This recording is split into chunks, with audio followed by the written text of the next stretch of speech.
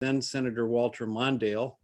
Now, the interesting thing about Mondale's program for undergraduates was that he gave us part-time jobs in the Senate to help fund our time in Washington. It's one of the rare internships where a student goes home with more money in his pocket than when he arrived in Washington. So it was kind of a nice, really a nice program. But my part-time job was to serve as a doorman in the United States Senate. So I got to watch Senate proceedings from beginning to end every day for about 4 months. And I had it about up to here with the Senate by the time I left, I must confess. But later in my career, I decided, you know, there's something important going on here. I better go figure out what it is. And I began to write a lot about the Senate. As time went on, I worked for Tip O'Neill when he was Speaker of the House. And I've been involved in Capitol Hill and a variety of other functions. What I'd like to do is just show you a few slides that'll help, I think, make it easier for you to grab some points very quickly. The most obvious thing to start with is what we're facing now in the 117th Congress. Craig just mentioned that we've got the narrowest of margins. The House has 222 to 213 margin, and of course 218 is a majority there. So Speaker Pelosi is able to lose only 4 votes and still retain a majority if they all show up. This is really very narrow. We're all focusing on the Senate, but I want to start by saying, let's not forget that there are plenty of Democrats who are not as liberal as Nancy Pelosi, who might find that some of the Democratic legislation is not acceptable to them. And so holding on to the 218 of them is going to be more of a challenge than we usually appreciate. You all know that the Senate is 50-50. And that Vice President Kamala Harris has the tie-breaking vote. And that's going to be most of our focus here. Of course, those numbers mean that in both parties, the few moderates, and in the case of the House, 1 or 2 real conservative Democrats, may actually be a bit of a problem. Of course, a veto is not going to be an issue if the House and Senate manage to pass legislation with Democratic votes. It's going to be signed by the president. And so the veto margins of 2/3 in each chamber really are not in question. Let me start with the election a little bit. This was an election that was all about turnout. We saw a surge in the percentage of eligible adults who turned out, as you can see, over a 6% increase, about a 20 million voter increase in turnout. And this turnout affected nearly everything. The surveys that showed a tighter race or an easier win for Biden than turned out to be the case, they were off largely because of a surge in turnout among Trump supporters. Of course, it affected counting delays because there are simply more votes to cast, and so many mail-in votes that took longer to count. Affected outcomes in a number of places. Most prominently for our purposes is that turnout. It made all the difference in the world in Georgia. While the Democrats in the 2 Senate races in Georgia actually came in second in the first round in November, the surge in turnout, especially among African Americans and moderate voters in the Atlanta suburbs, prevented the Republican candidates from winning an absolute majority and forced the runoff. And then there was a big surge in the turnout for the runoff too, and made all the difference there. Just to give you an example of this, sink your teeth into this table. In 2016, Clinton and Trump, for the 3 most hotly contested states, Michigan, Pennsylvania, and Wisconsin, the Trump margin of victory was 77,700 with a turnout of over 13 million. But in 2020, for just those 3 states, there was an increase in turnout of over 2 million and leading to a Biden victory of over 200,000. So the turnout, you can see Trump's numbers in 2020 ran ahead of his numbers in 2016, but Biden exceeded Clinton by even more and caused the victory.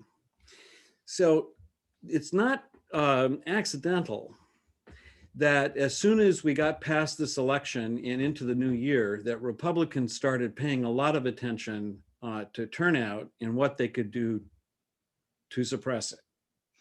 Not to get too partisan about it too early, but the fact of the matter is Republican analysts know that turnout is what made it possible for the Democrats to pick up the Senate on a tie and win the presidency. Now here's a table that shows where the big changes occurred. This is a little fancy technology, so the detail here is somewhat difficult to see. But the size of the wisp is an increase in turnout. And the color, if it's blue, was an increase in Democratic turnout and red for the Republicans. And you can see far more blue wisps than red wisps. So what really won this election was a huge surge in turnout. And if you look carefully at some of these locations, not so much in California, but go up the coast to Seattle or Portland or to Colorado around Denver or the major cities in Texas, or going up north to Minneapolis and St. Paul or over to Detroit and down to Atlanta in Georgia and around Philadelphia. Those are suburban counties for the most part that showed a huge surge and one that favored the Democrats. So turnout is part of the story and suburbs are the other part of the story. So what do the coalitions look like for Biden and Trump? Well, for the Republicans, what I'm showing here is some little statistical analysis that showed that Trump was far more likely to do well among whites and among the poorly educated. And Biden did better among women, slightly better among youth, and slightly better, this is kind of an interesting fact, slightly better among those with higher household incomes. So the coalitions for the two parties are shifting a bit. The Republicans now are disproportionately, not overwhelmingly necessarily, but disproportionately working class whites, men, and people of the highest incomes, and Democrats are disproportionately non-white, college-educated white women, largely suburban, and lower income young people. What about the 2022 elections? This Congress will get some things done, depending upon the filibuster, of course, and we're going to give that quite a bit of attention. But both parties in both houses, because of those close margins, are going to be giving extraordinary attention to the next elections. It may seem too early, but as Craig was indicating, it's not too early. Believe me, all party leaders in Congress have already had serious strategy sessions about how to improve their party's chances in the next round. We're going to focus on the Senate here, but I can't pass over the House entirely. That very slim House majority for the Democrats is in danger. There's no way for me to minimize this. We've got a midterm election for a Democratic president, and it's still exceptionally rare that the president's party does not lose seats in a midterm election.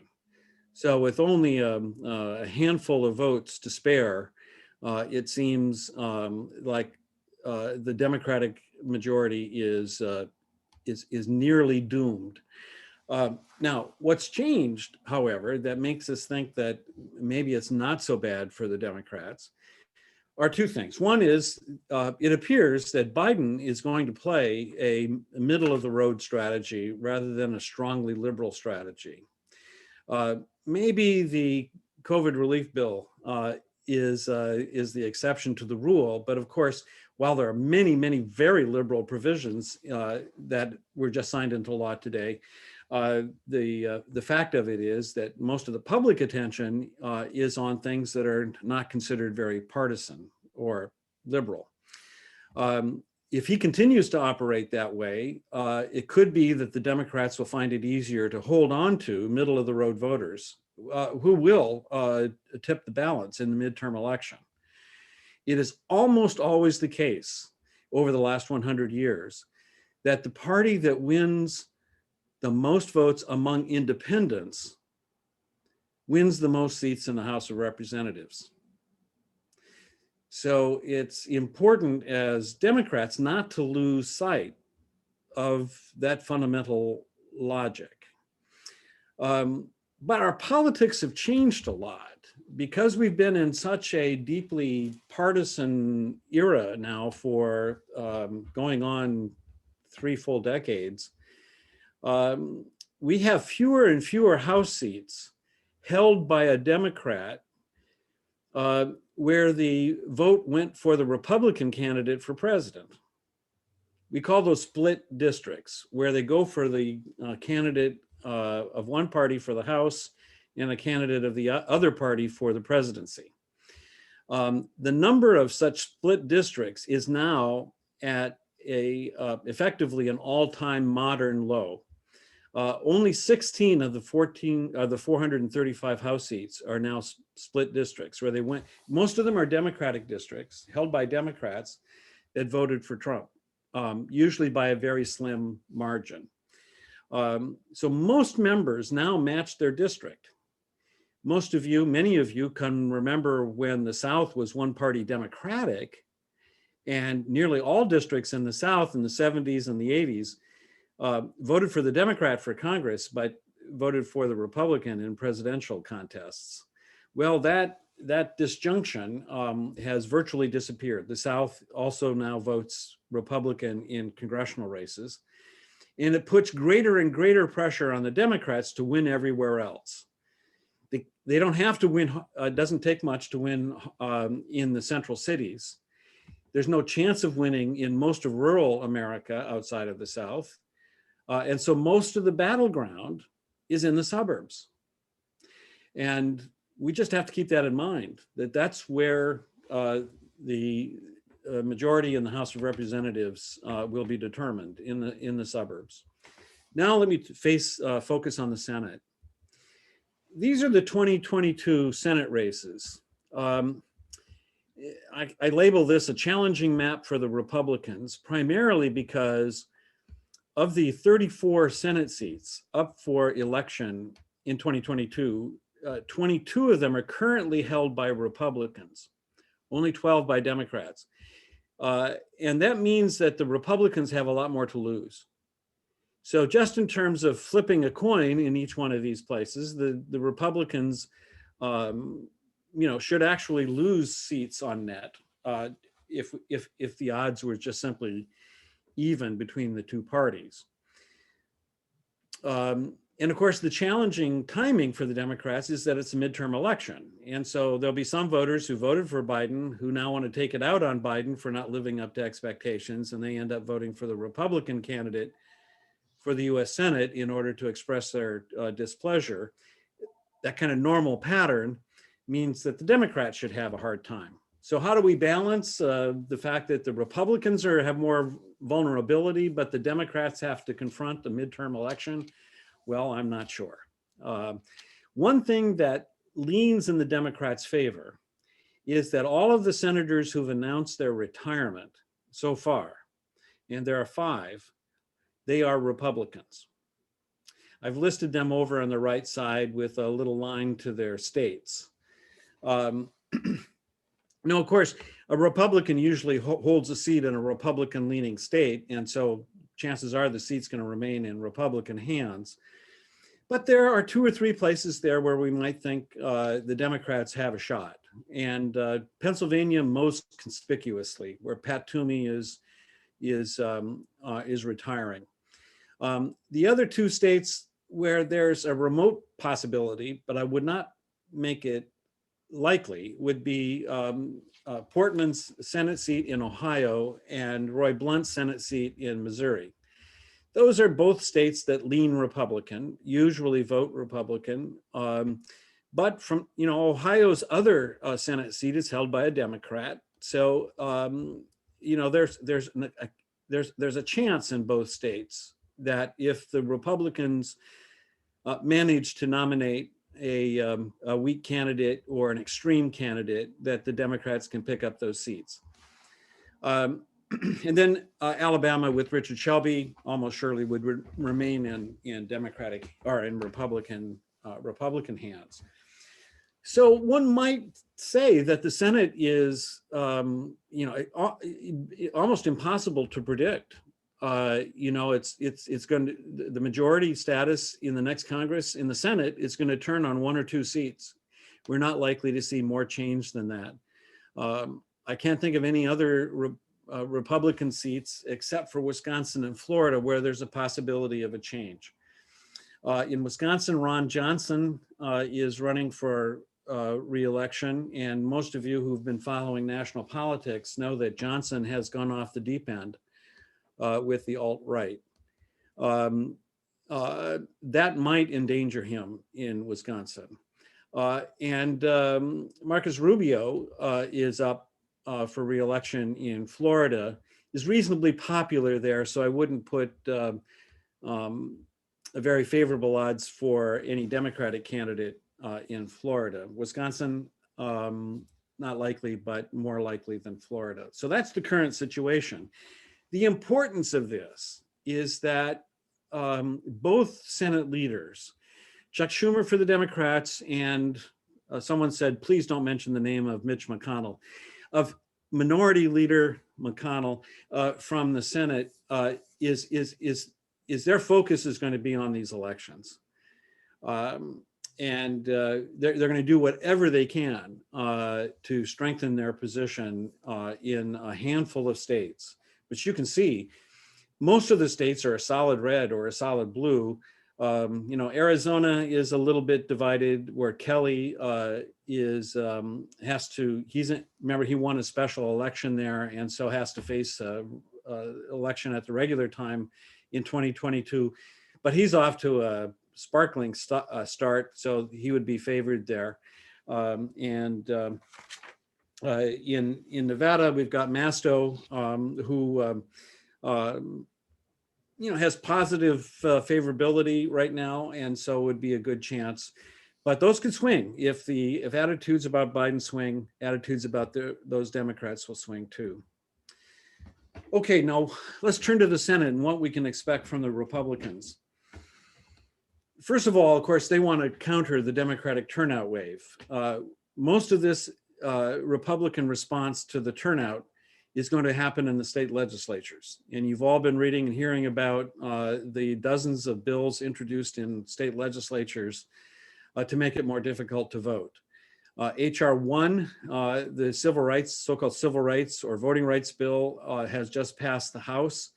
It's going to protect rights for early voting, for mail-in voting, and improve election administration in a number of ways if the Democrats can get it through the Senate. This will be a major battle. Republicans will go all out to oppose it. And this is the most likely test for the filibuster. And I'll get to that in a minute. They'll want to recover their position with suburban Republicans. This is a bit of a challenge for them. Suburban Republicans are the ones who have found Trump distasteful, if not objectionable, on personal grounds and to a degree political grounds, and especially among suburban women. So this is going to be a challenge. How the more Trump asserts himself in in politics, the more trouble they will have in recovering their position with suburban Republicans. I think we can expect the Republicans to, return to labeling Democrats as radicals, and the Democrats are off to a dandy start in avoiding the radical label. The Republicans spent a lot of time this past week or so talking about the relief bill as a socialist radical bill. But it nevertheless has 75% approval in the American public, largely because there are so many parts of it well-liked that do not seem to have any particular ideological or partisan content.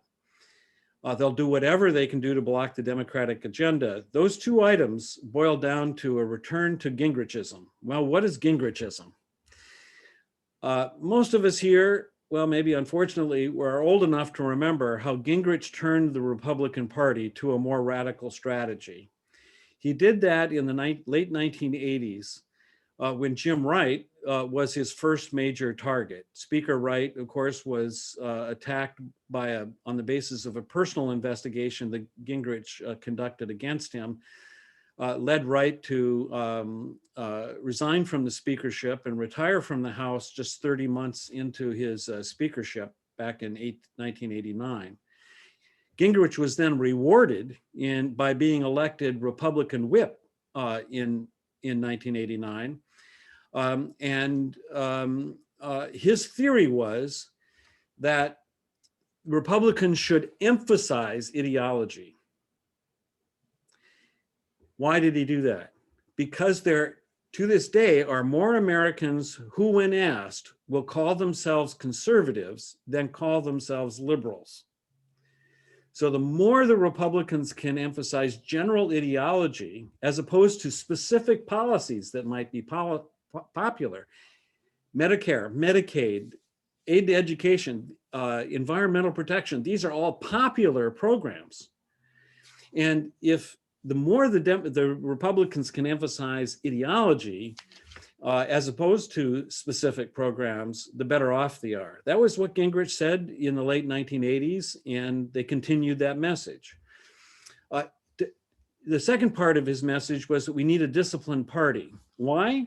Because if every Republican, even the moderate Republicans, vote with the party and against the Democrats, then in order for Nancy Pelosi to win or for Chuck Schumer to win, some Democrats who represent fairly conservative constituencies will have to vote with their own leadership, and then they'll get in trouble at home.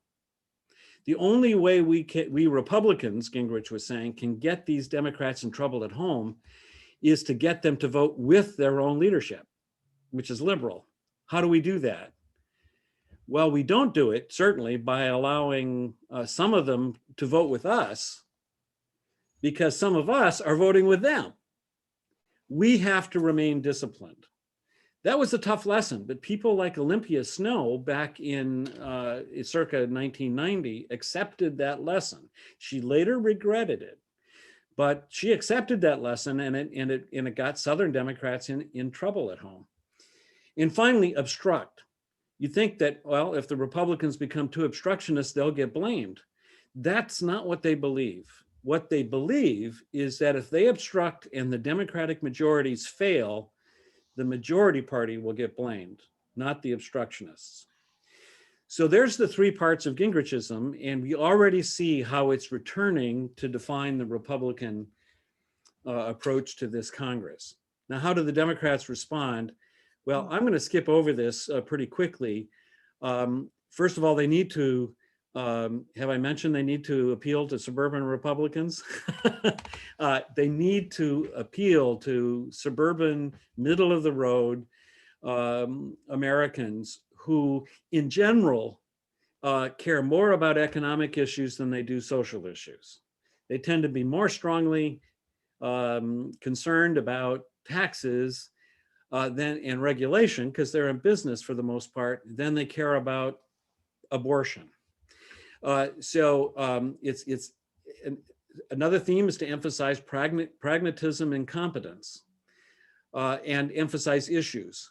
The two of them combined mean, notice the word ideology is not there. Emphasize competence, emphasize specific issues, and you win. Emphasize ideology and the obligation of the government to solve problems, and you lose.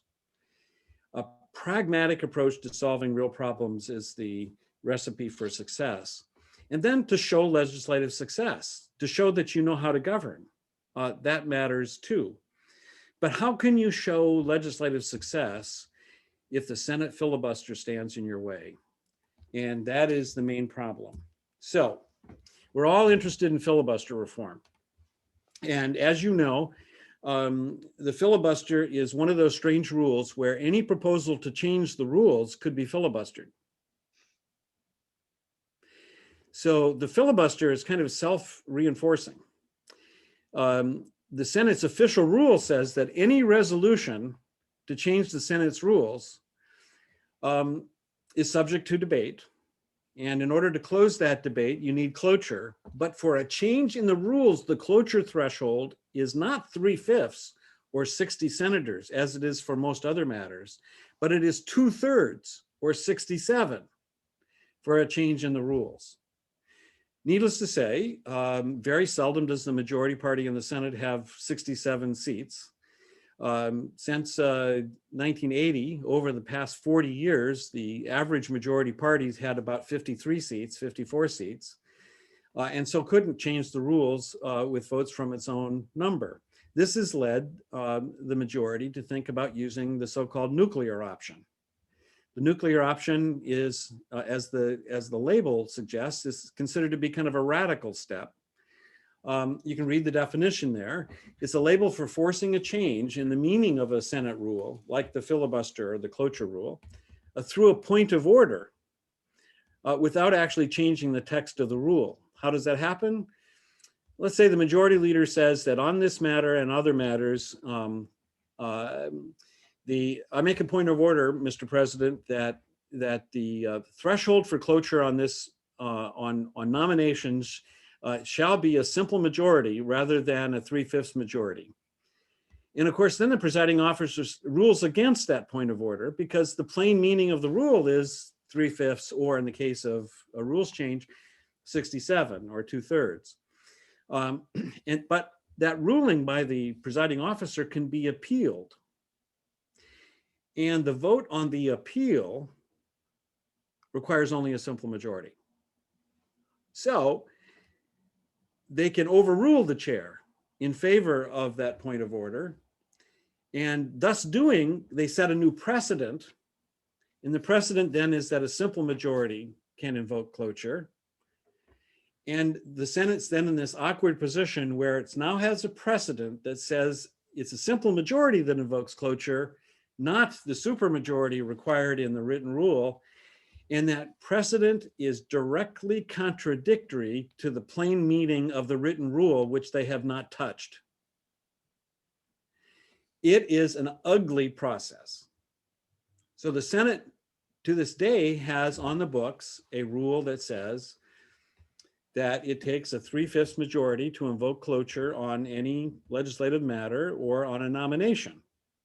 But in 2013, the Democratic majority leader, Harry Reid, used the nuclear option to reduce the threshold from 3/5 to a simple majority for all nominations, executive and judicial, except for the Supreme Court. And then, in the case of the Supreme Court, the Republicans did the same thing.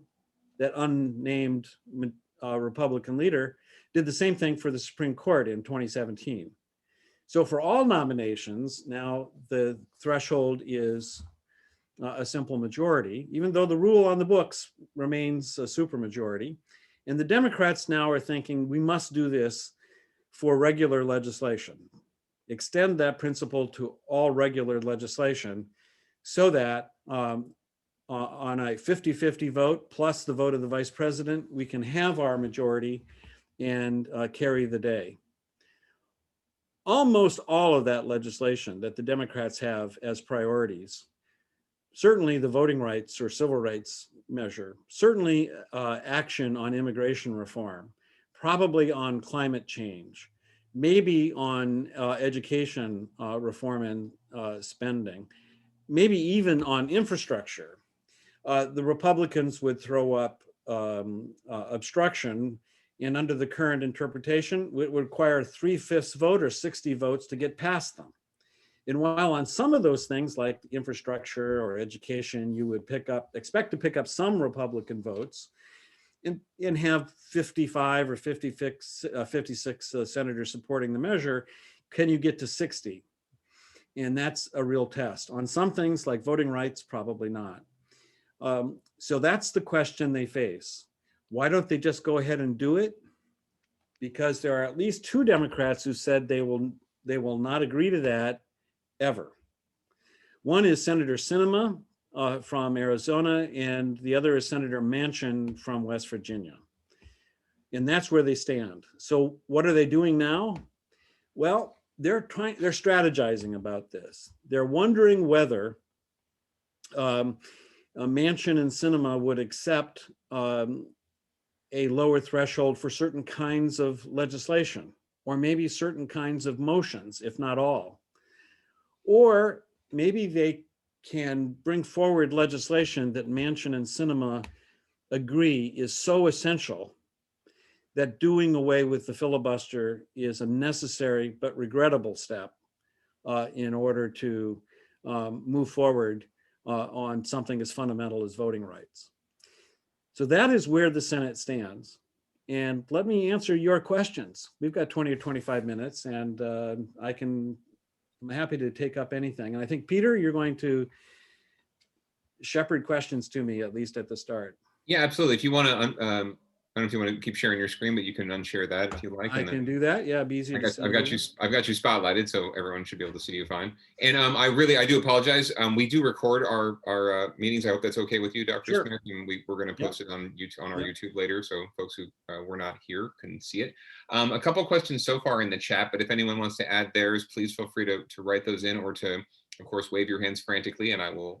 One of us, hopefully Bill or I, will call on you. Peter, as usual, I have one, but I'll wait for the membership to use their first. As I would expect, right? I expect nothing less. But no, yeah, absolutely. We have a couple of questions to get to first.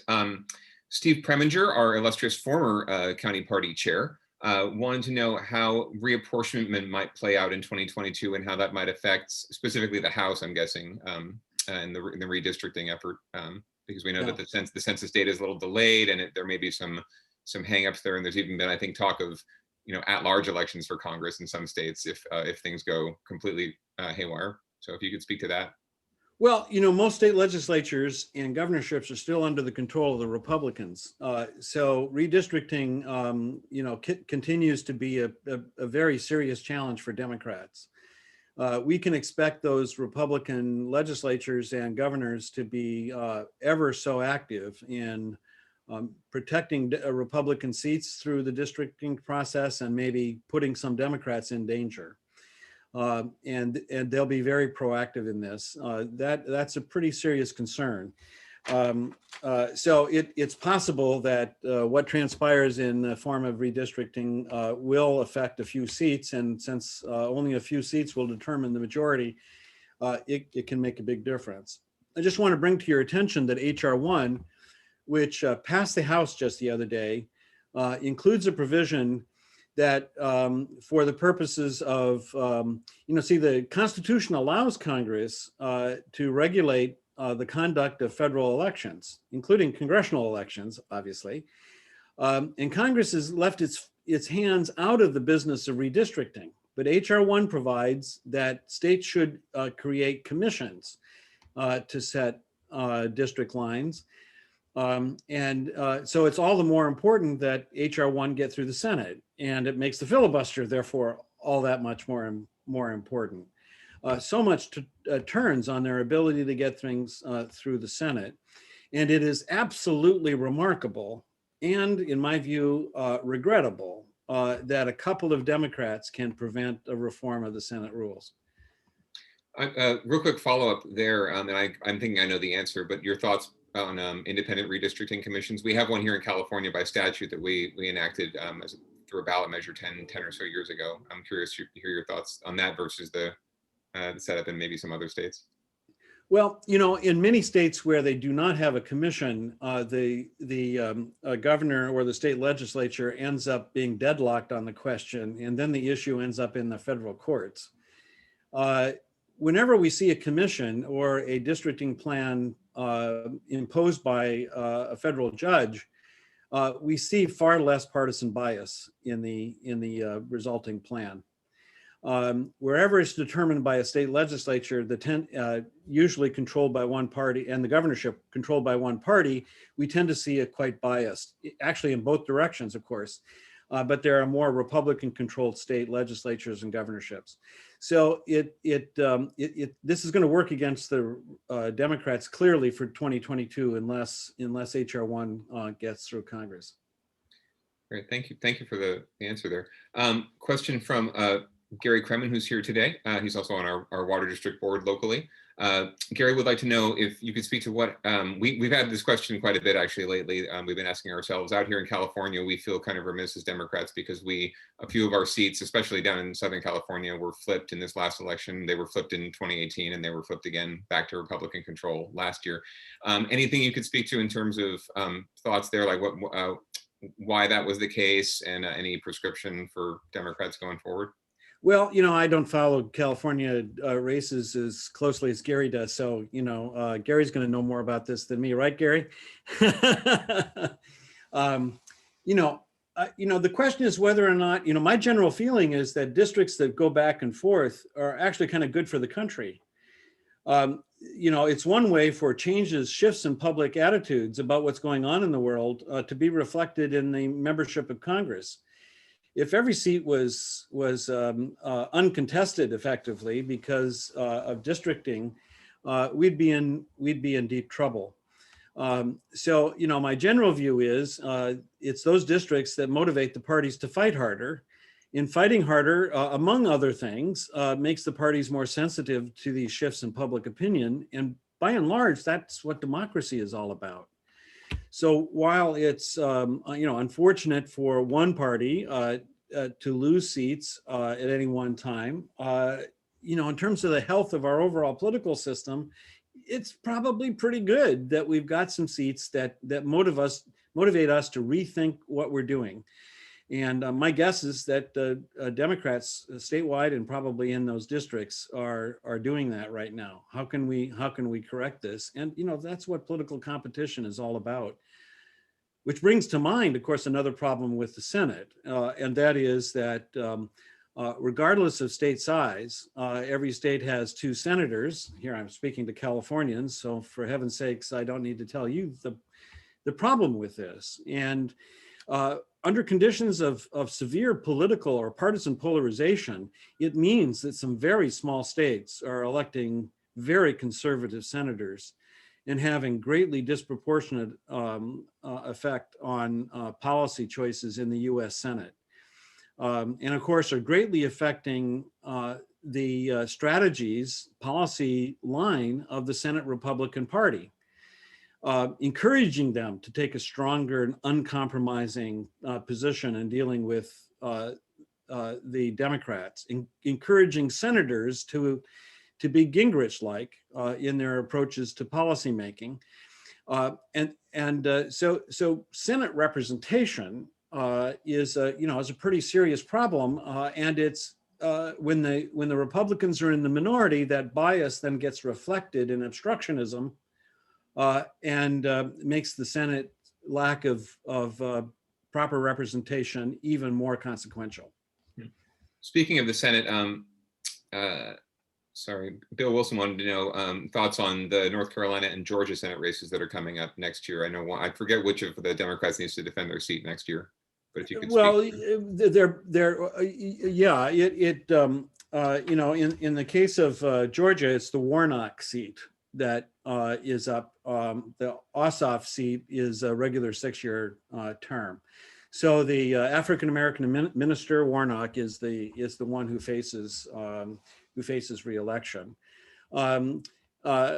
Actually, in the case of Georgia, that's probably better for the Democrats because Warnock is slightly more popular than Ossoff.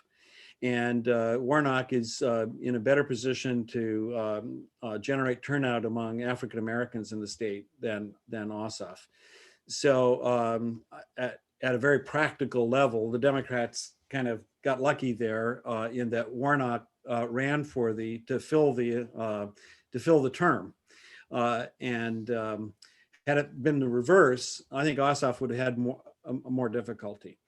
North Carolina, it's one of those states that's marginally Republican, but can elect a Democrat. They've got a Democratic governor, and so it's a state that can elect a Democrat, but it has to be the right Democrat, a combination of moderation and charisma that makes for an effective candidacy.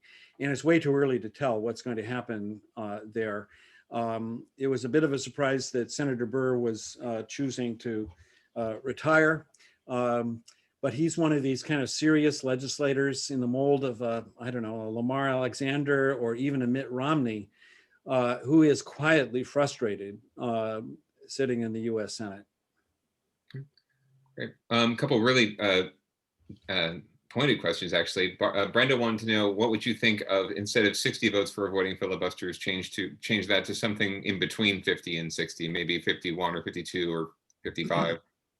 Well, no, I did not ask for a specific number. I want it to be 1 or 2 more than the size of the majority caucus. Oh, sorry. I apologize for misreading your question, but there you go. So that would adapt to a changing balance in the Senate and be more achievable than 60 most of the time. Yeah, sorry about that, Brenda. I guess Brenda's the sentiment there reflects an interest in appealing to at least a couple of senators across party lines, and when you have that kind of support, then presumably you'd say the Senate should be able to move forward. Let me just say that there are a variety of proposals, none of which would solve the Democrats' current problem, really. One proposal is to move simply to 55, on the theory that maybe Manchin would then say, one theory of Joe Manchin is that what he really wants to do is to remain a pivotal player in Senate politics. And he doesn't want to get to a situation where they can pick up a vote from, say, Murkowski from Alaska or Collins from Maine, and then they don't need him. So, this is a middle of the road senator who wants to remain pivotal. So anything that might undermine that, he's likely to oppose. At least that's the theory. But there are halfway measures that people have suggested, something in the spirit of what you've suggested, Brenda. Another is just simply to move it to 55. Senator Tom Harkin from Iowa, no longer in the Senate, but long advocated, for decades advocated, ratcheting down the threshold from 60 to 57 to 54 to a simple majority of 51, but allowing, say, 5 days of debate between every step. So the Senate could get a long debate in, but eventually you'd get down to the point where a simple majority can move forward. Other proposals include guaranteeing the minority the right to offer amendments. One of the minority problems right now is that they're oftentimes excluded from offering amendments that get a vote because the majority leader fills the amendment tree. At any one time, only 5 amendments can be pending at the same time. The majority leader makes 5 motions. Nobody else can offer an amendment until the majority leader withdraws one of his amendments. Well, why does the majority leader do that? Well, he does it because he says to the minority, well, if you're going to filibuster and not allow us to get a vote on the bill, then I'm sure not going to let you score points against us by offering your popular amendments. It's kind of a tit for tat kind of thing. Well, this is the disaster they're in. I wrote a book called The Senate Syndrome, because that's kind of the situation here. It's minority obstruction and then majority restriction, and it's bottling the Senate up into an incompetent, unmovable parliamentary body, and we shouldn't tolerate that. Another possibility is to force minority party members to actually go to the floor and debate, so-called talking filibuster. There's a newspaper article yesterday about why Why doesn't that work? Why doesn't the majority force these guys on the minority just to stand there and talk 24 hours a day until they're worn down? Well, the last time that was tried was in 1987 by Bob Burr. Remember Bob Burr? He was kind of crazy, right? Well, he said, okay, I'll try it. He failed. He kept the Senate in session for 10 consecutive days on a campaign finance reform bill. He tried cloture 7 times and he failed each time.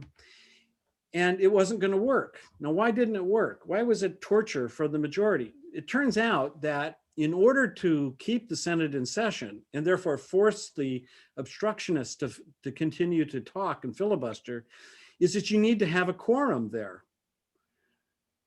If the minority refuses to show up for a quorum call, then the majority has to show up over and over and over again.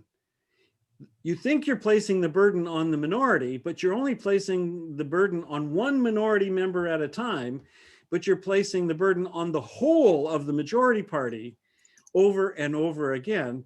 And eventually, as Burr discovered, you have to give up. Why? Because you're blocking action on other legislation that you want.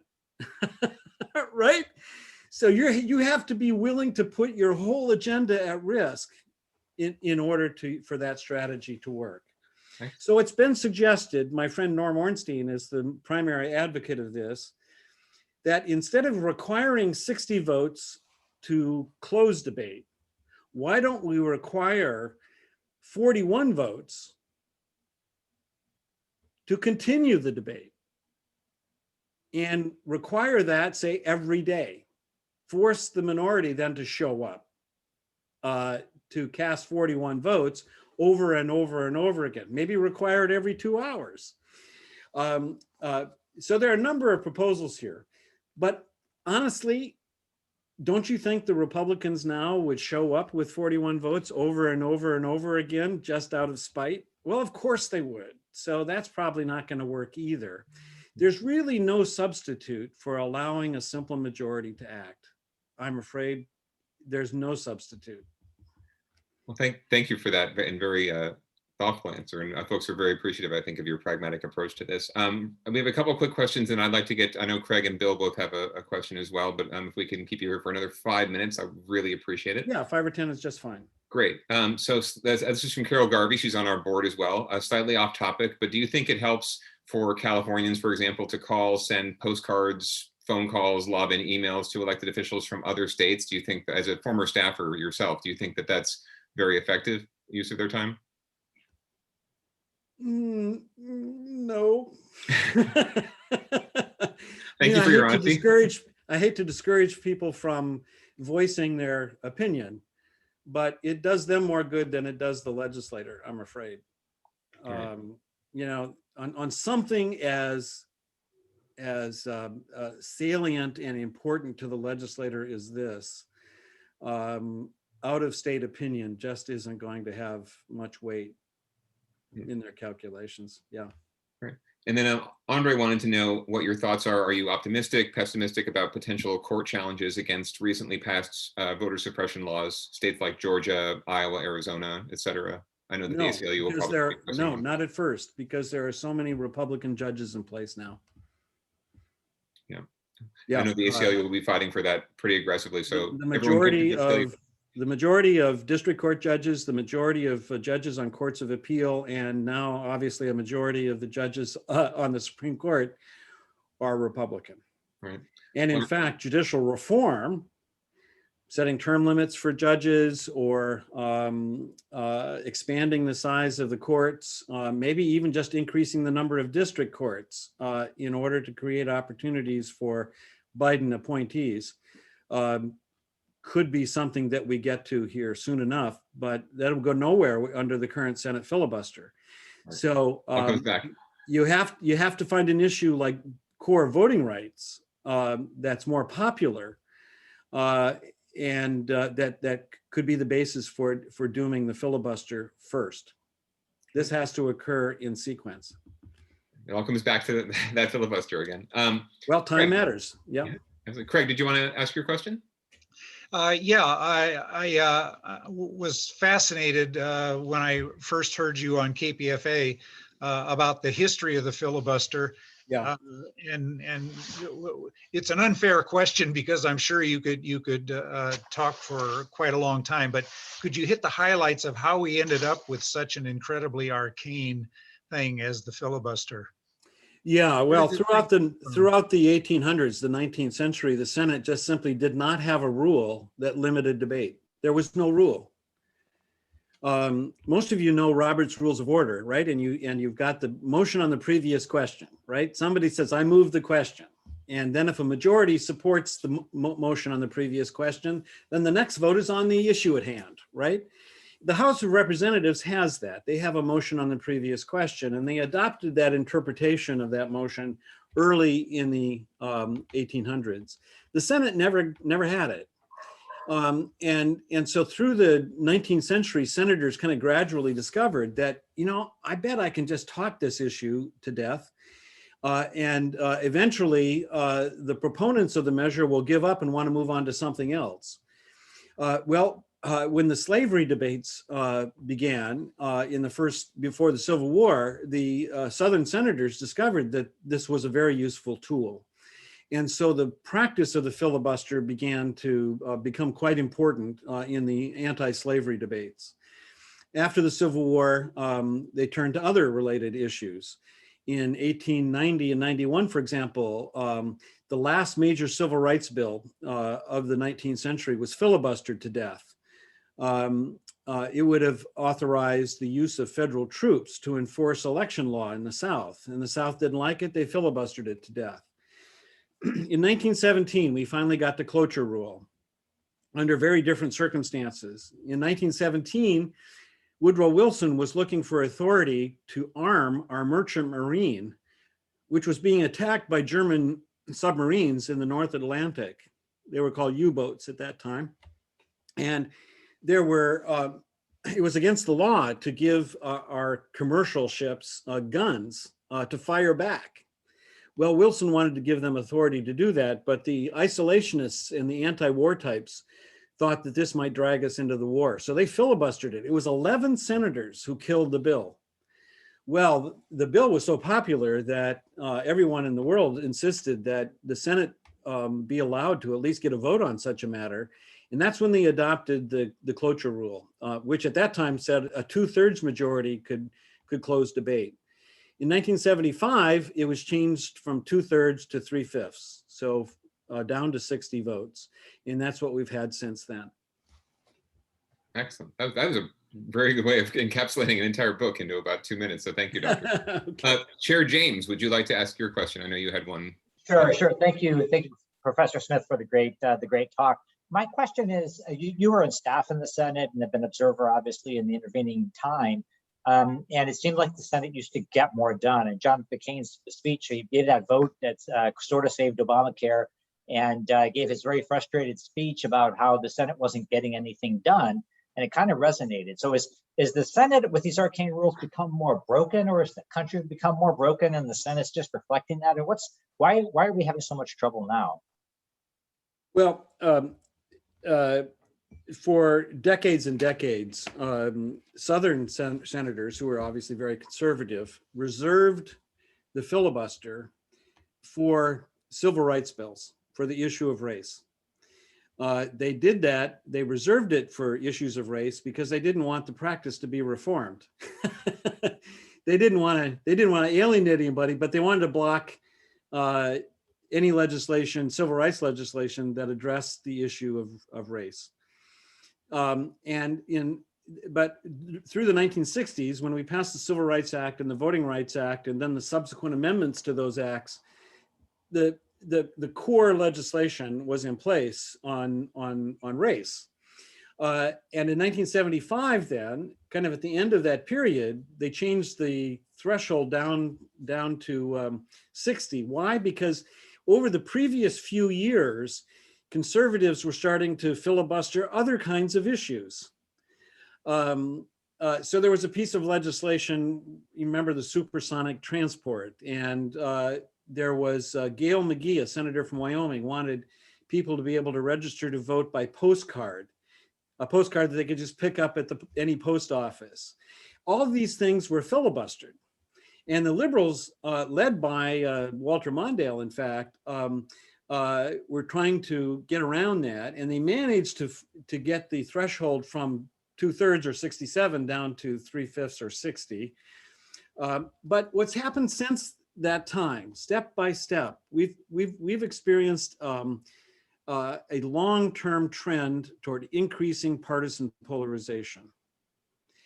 And so starting really in the early 1990s, when Bill Clinton faced this, we began to see filibusters against nominations and to relatively, to legislation of only modest importance.